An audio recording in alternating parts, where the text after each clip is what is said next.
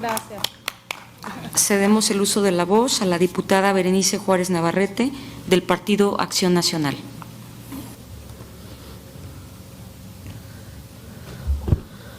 Con su venia de las Comisiones Unidas y secretaria de Cultura. Queda claro que para el Gobierno federal la cultura no es un asunto prioritario. Durante la presente administración hemos escuchado en repetidas ocasiones que la principal directriz en la estrategia para la erradicación de la grave crisis de violencia que azota a nuestro país es el ataque a los problemas que lo originan. La cultura es sin duda un elemento imprescindible en el trabajo de recomposición del tejido social, representada en sus diversas manifestaciones. Es un factor que contribuye a una mejor convivencia en comunidad y abatimiento de los problemas que la laceran. Una de las formas de expresión más populares de la cultura y que además ha dado grandes satisfacciones a nuestro país es el cine. ¿Cómo olvidar el orgullo nacional que representan Del Toro, Cuarón, Iñárritu y los reconocimientos obtenidos por sus extraordinarias producciones? Éric Rohmer, crítico y cineasta francés, define el cine como pedagogía a 24 imágenes por segundo, siendo considerado puramente un hecho cultural, pues se nutre de distintas fuentes culturales como libros, teatro y fotografía y música. Secretaria, la de la voz y el Grupo Parlamentario de Acción Nacional no coincidimos con su informe.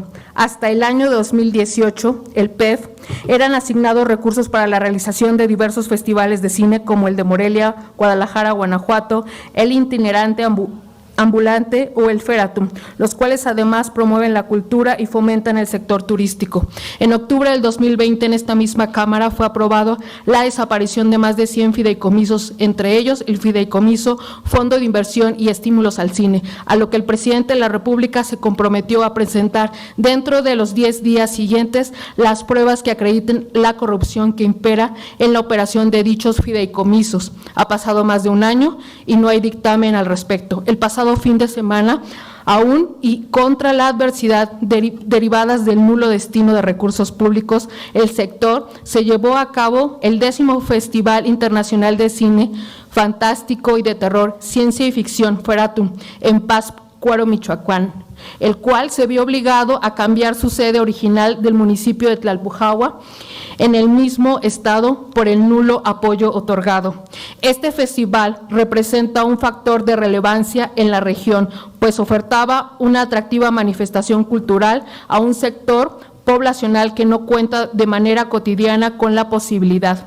No podemos seguir concibiendo la cultura como un derecho elitista, pues mientras en la Ciudad de México se destinan más de 8 millones de pesos al proyecto del Bosque de Chapultepec, en los 31 estados restantes se dejan en total abandono a distintos programas culturales. La pregunta de muchos en la voz de una servidora es la siguiente: ante la desaparición de las partidas presupuestales, ¿qué acciones se están llevando a cabo para fortalecer el sector cinematográfico como expresión cultural, especialmente en zonas de baja densidad poblacional? Secretaria, no pierda la causa. ¿Es cuánto? Cedemos el uso de la voz a la diputada Andrea Chávez Treviño, del Grupo Parlamentario de Morena.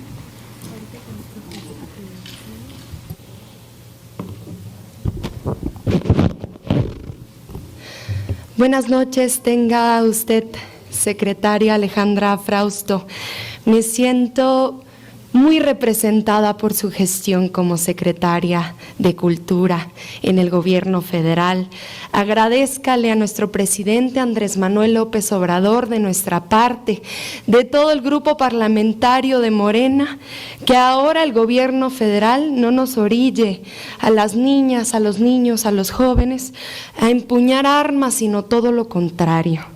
Nos regala un instrumento para enamorarnos de la música, nos pone barro en las manos para hacer ollas preciosas como las que vimos allá afuera, en lugar de caer en las fauces de la violencia y de la delincuencia. Por favor, hágale llegar este agradecimiento a nuestro presidente.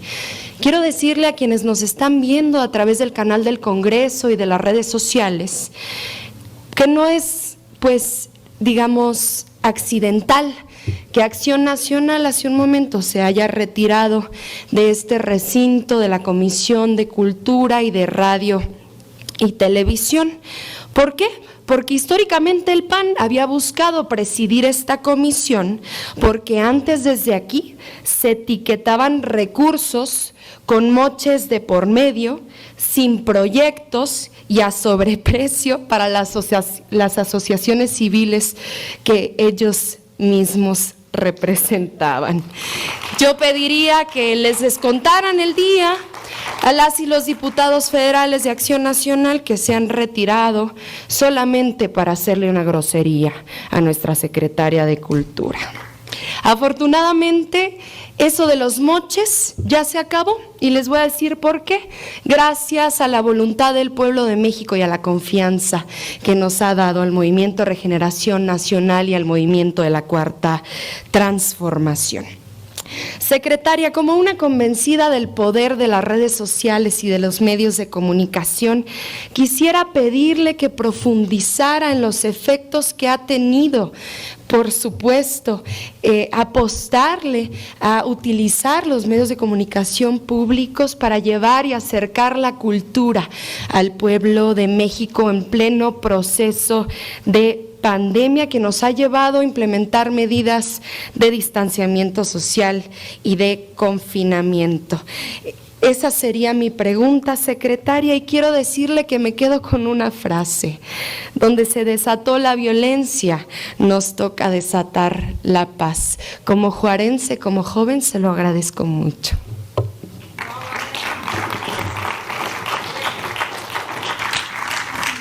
Se otorga el uso de la voz a la licenciada Alejandra Frausto, secretaria, hasta por 15 minutos para sus respuestas.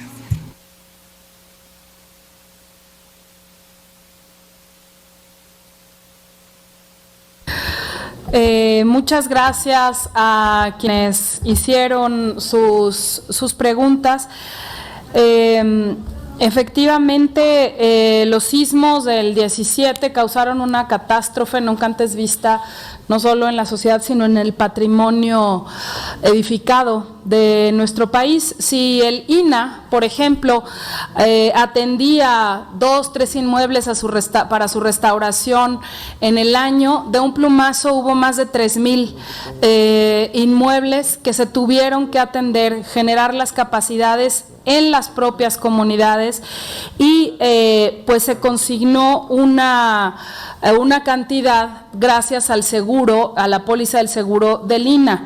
Hay una parte ahí que todavía estamos en un litigio con la aseguradora para que nos lo cumpla, pero el presidente de México, a partir del Programa Nacional de Reconstrucción, nos dio los recursos suficientes para reconstruir el patrimonio dañado, no solo aquel consignado en la primera etapa por el seguro del INAH, sino aquello que quedó fuera de este universo. Había mucho más dañado de lo que se había consignado en el primer momento. Más de 5,000 millones de pesos se ha destinado para la reconstrucción del patrimonio.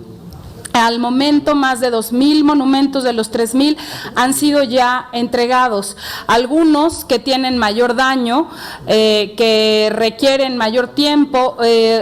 Por poner un ejemplo, pues la reconstrucción de una escuela, de una construcción común y corriente, no tiene los desafíos que tiene la reconstrucción del patrimonio. Tenemos patrimonio del siglo XVI con intervenciones del XVII, del XVIII, del XIX, del XX, y entran los especialistas a reconocer todo lo que significa este patrimonio y cómo preservarlo para su protección.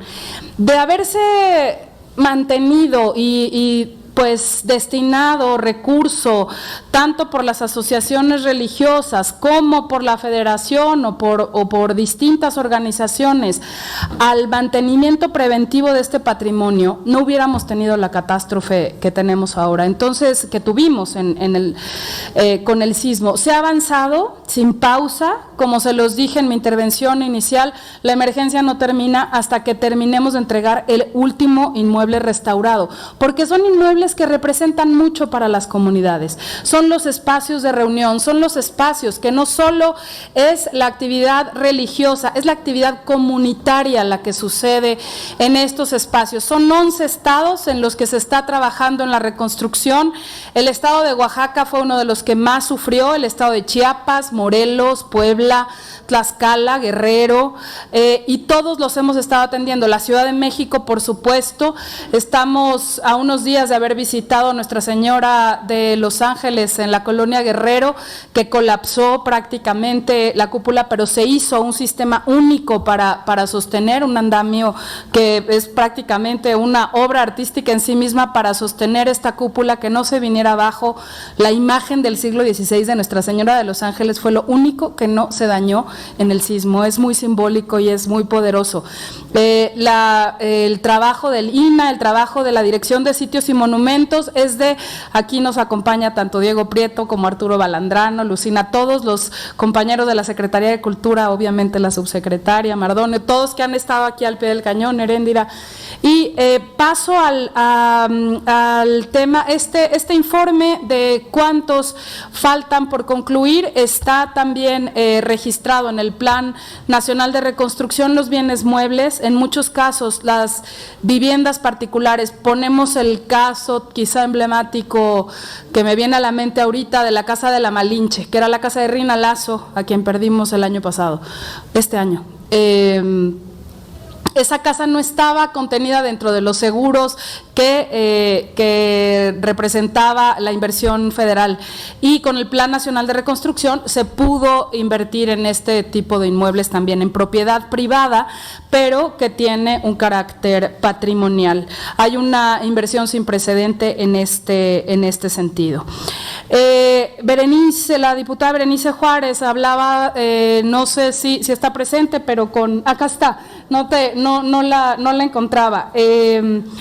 La violencia, por supuesto que se puede atacar, no con más violencia, sino con la cultura, atendiendo, dando posibilidades a niñas y niños a formar seres diferentes. No solo se trata de tener dinero, se trata de ser personas humanas, libres, dignas. Y una orquesta, un coro, como los miles de niños que están en los semilleros creativos, representan seres humanos que se están formando, escuchando al otro, respetándolo, con trabajo en equipo, con disciplina y con dos elementos que normalmente da también la maña, como le dicen en mi pueblo guerrero, la adrenalina y el sentido de pertenencia.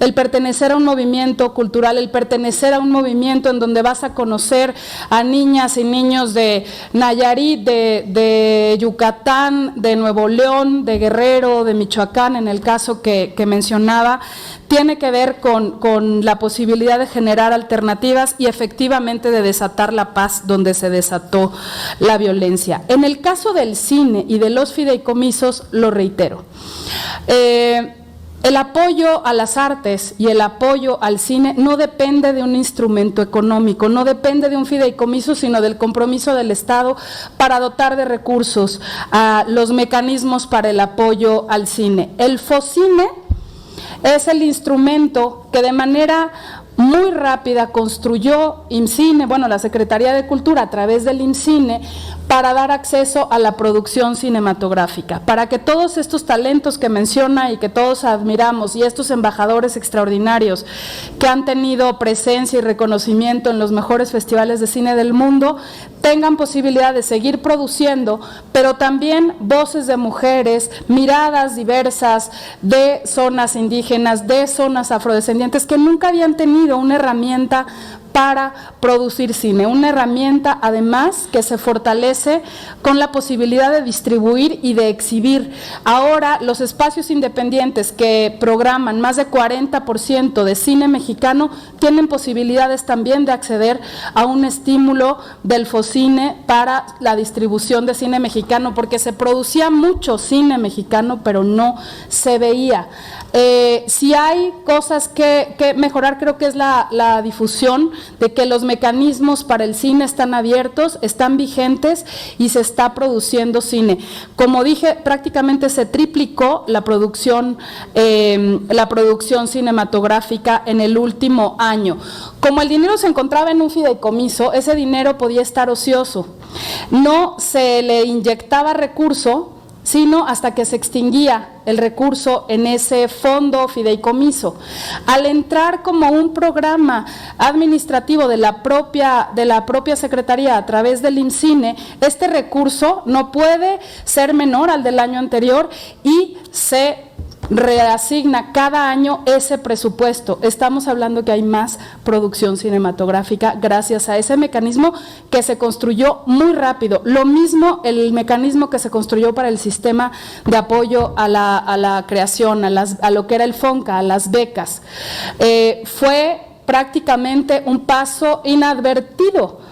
¿Por qué inadvertido? No por opaco, sino por eficaz, porque si nosotros nos hubiéramos tardado en depositar las becas a las que son merecedores tantos creadores del país, hubiéramos generado un problema mayúsculo y se trabajó de manera muy rápida para tener el mecanismo ya operando desde diciembre del año pasado. Insisto, la producción de cine, el fomento de una industria tan importante cultural como es el cine, no depende de un fideicomiso o de un mecanismo económico, sino del compromiso del Estado para atenderlo.